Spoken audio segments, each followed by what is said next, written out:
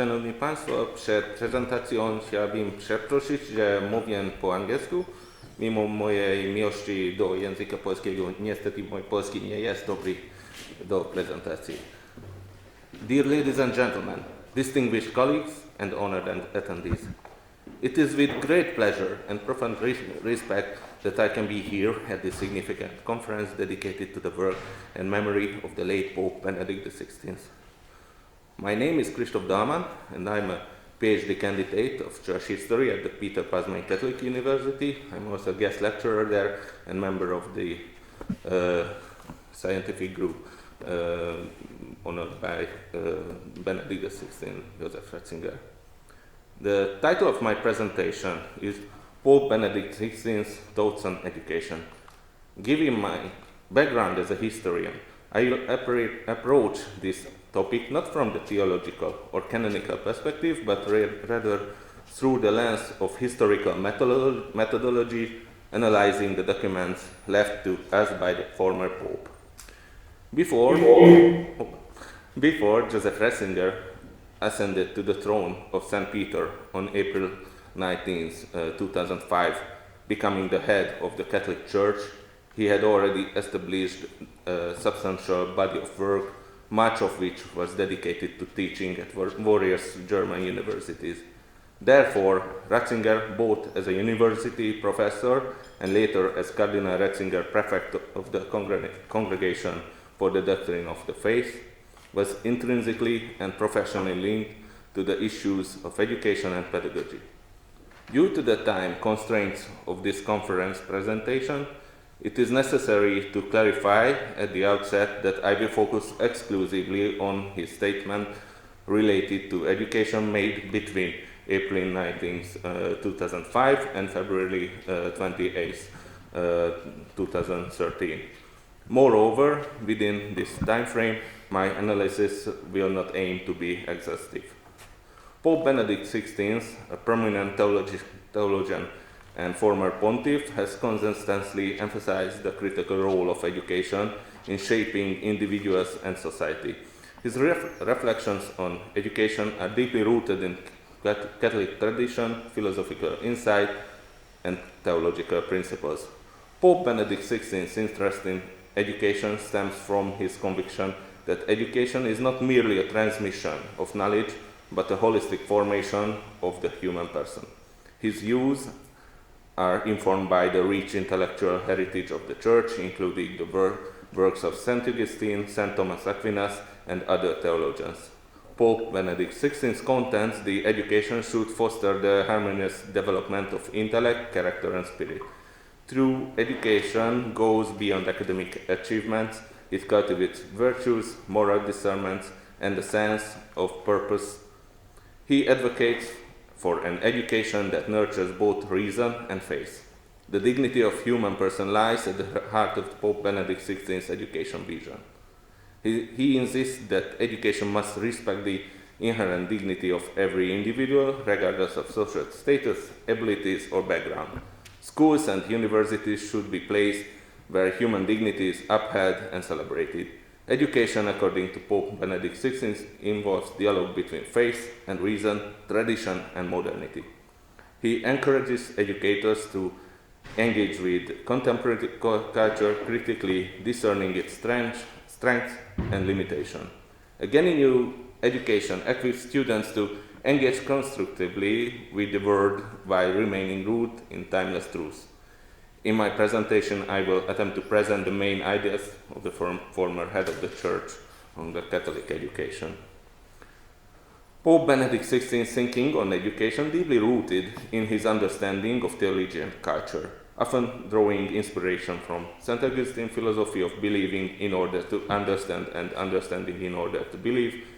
In the first section of my presentation, I'm going to try to go around the roots of Pope Benedict XVI's thoughts on education. The Pope, the later Pope, previously known as Joseph Ratzinger, expressed the deep vision of education that blends faith, reason, and quest for truth. He highlighted that education goes beyond just imparting knowledge. It also involves shaping hearts and nurturing a profound connection with God. He believes that true education should involve students in a diaconia of truth, an act of love guiding them to the complete truth of revealed Christ. At the heart of his educational philosophy is the conviction that faith and reason are inherently connected, a belief he inherited from the Church's intellectual tradition, medieval and modern also, especially from figures like St. Thomas Aquinas from the 13th century and former Anglican deacon, then Oratorian, and Cardinal Deacon St. John Henry Newman from the 19th century. St. Thomas Aquinas is noted for his integration of faith and reason, which Pope Benedict emphasized as crucial for a thorough understanding of reality. Newman's idea of circle of knowledge also shaped Benedict's views, stressing that excluding God from education disrupts the unity of knowledge. Newman championed an educational setting where intellectual development, moral discipline, and religious commitment coexist harmoniously, a vision that continues to inspire Catholic education today. Pope Benedict's understanding of the work of St. Thomas Aquinas can be seen notably in his address to the general audience in the St. Peter's Square, 16th June 2010, in which the late Pope concludes that Thomas Aquinas presents a comprehensive and confident view of human reason, which extends beyond empirical scientific reasoning to encompass fundamental human questions and promotes civilization, recognizing human dignity and rights. His legacy emphasizing the inviolability of human rights has profoundly influenced schools of thought that uphold the dignity of the person. Two public speeches by the former Pope Benedict refer to John Newman's pedagogical thinking.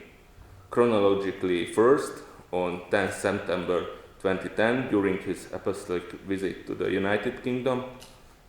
During the visit, he also referred the Cardinal Newman's reflection on education in his homily at Cardinal John Henry Newman's beatification Mass in Birmingham.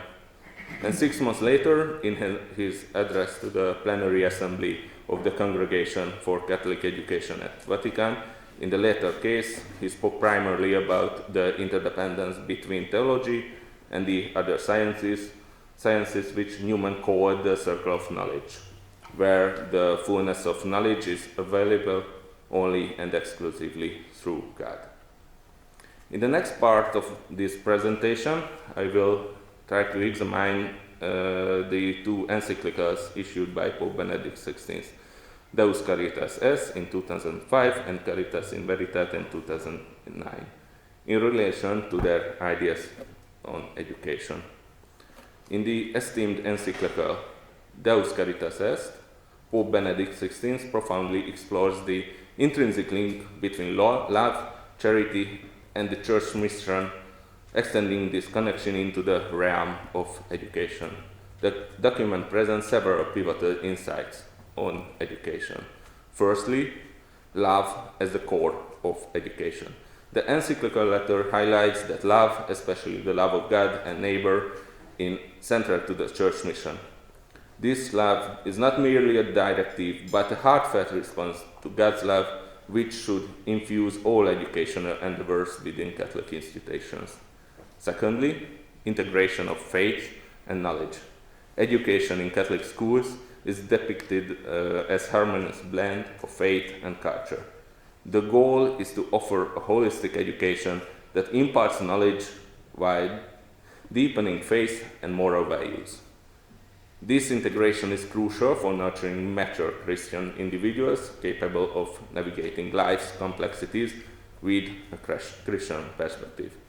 Thirdly, formation of the heart. The encyclical emphasizes the significance of formation of heart for both educators and students.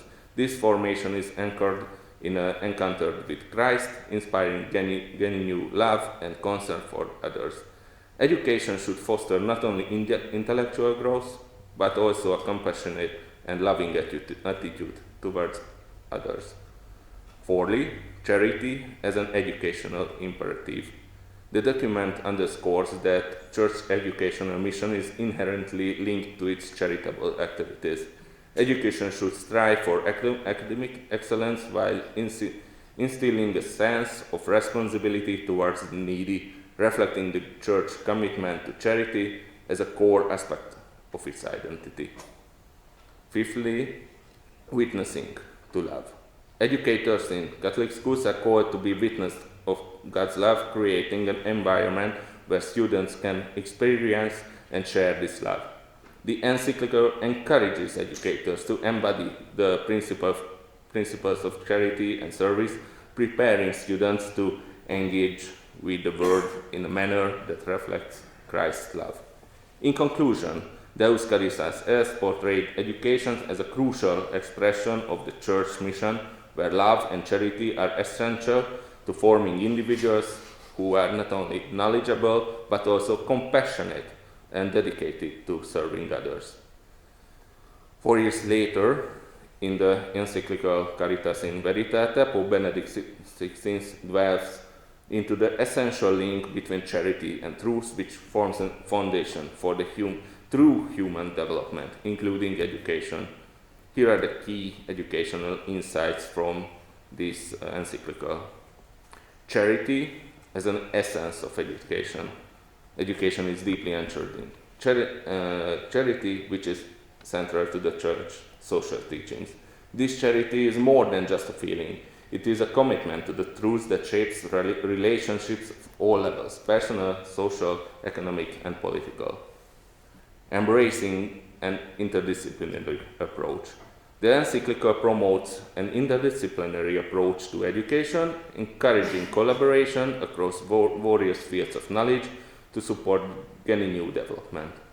Education should not be isolated, but should integrate moral evaluation and scientific research, with charity guiding all aspects of learning. Holistic human development. Education is seen as a vital part of holistic human development, aiming to benefit every person and the whole person. This development goes beyond mere knowledge acquisition to include the nurturing of moral and spiritual aspects. Commitment to the truth. The document stresses that authentic education must be grounded in truth. Without a commitment to truth, education risks becoming shallow or purely technical, lacking the depth needed for the true human flourishing. Of course, the role of faith. Education should be informed by faith, providing a broader understanding of humanity and the divine plan. The Gospel is a fundamental to education, revealing the mystery of human existence and guiding individuals towards their true purpose. Ethical responsibility of educators. The document highlights the ethical duty of educators to instill values that go beyond technical skills. Education should cultivate a sense of justice, respect for human dignity, and a commitment to the common good, which is essential for the building a just society. To summarize this, Caritas in Veritate presents education as a comprehensive endeavor that interbrings charity and truth, aiming to develop not only intellectual abilities, but also moral and spiritual dimensions, thereby fostering a more human and just society. In the last part of the lecture, I would like to draw the audience attention to two speeches by the former Pope on education. Of course, these were far from the only occasions during the 8 years of his pontificate, but the purpose of these examples is to underline the ideas on education that have been learned during the presentation of the encyclicals. Firstly, I would like to highlight the address of Holiness Benedict XVI to the Catholic religion teachers, which the late Pope had in April 25, 2009 in the Paul VI Audience Hall of the Vatican. The speech of the late Pope addressing the importance of teaching of the Catholic religion in Italian schools, it highlights the significant role of religion teachers in shaping students' life and maintaining connection even after they leave school. The speech emphasizes that teaching Catholic religion helps students reflect on life's deeper meanings and foster the sense of unity and dignity. It also underscores the integration of religious education with human and cultural formation, contributing to overall development of individuals. The Pope encourages educators to draw inspiration from the Apostle Paul and to communicate the truth and beauty of God's words, promoting a consecutive coexistence based on respect and dialogue. The speech concludes with a blessing. Secondly, I would like to light up a speech which His Holiness made 1 year later on the mentioned apostolic journey to the United Kingdom and the celebration of Catholic education in Twickenham. In this speech, expressing deep appreciation and contribution of religious men and women to education, he emphasized that education should go beyond imparting information and skills, focusing instead on forming the whole person and imparting wisdom, which is inseparable from knowledge of the God. The Pope highlights the historical role of monks in education and the ongoing importance of religious educators. The presence of religious in schools is seen as a reminder of the Catholic ethos, which should inform all aspects of school life. In my presentation, I have tried to identify the cornerstones from which we can learn about Pope Benedict XVI's thoughts on education and upbringing. Joseph Ratzinger spent much of his pre-papacy life in an educational environment in the excellent universities of Germany, so that after his election as Pope, he was able to naturally incorporate his own set of principles on education, drawn from the work of the fathers and major Catholic thinkers into his role as church leader. Thank you very much for your kind attention.